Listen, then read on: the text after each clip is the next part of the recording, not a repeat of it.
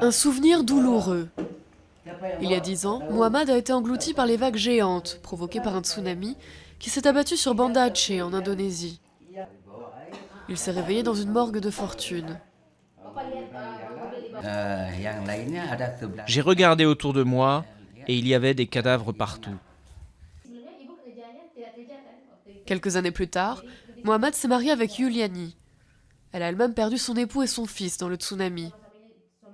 Aujourd'hui, ils sont les parents d'une fille de 2 ans et ont déménagé dans les hauteurs de la ville, loin de la mer, pour se sentir plus en sécurité.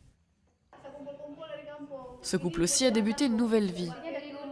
Tous deux ont perdu leurs conjoints respectifs dans la tragédie. En deuil durant des années, ils ont ensuite choisi de recommencer à regarder vers l'avenir, ensemble. Plusieurs hommes voulaient m'épouser, mais je ne voulais pas d'eux, je le voulais lui. C'était difficile, mais je l'ai pourchassé. Il était comme un beau fruit au milieu de buissons d'épines. Le 26 décembre 2004, des vagues de plus de 35 mètres de haut, provoquées par un séisme sous-marin, se sont abattues sur les côtes, tuant plus de 170 000 personnes en Indonésie et bouleversant la vie d'un nombre incalculable de foyers. J'ai perdu la plupart de ma famille durant le tsunami. Seuls 4 de mes frères et moi-même avons survécu. J'ai réussi à sauver les enfants de ma sœur. Maintenant, ils vivent avec moi.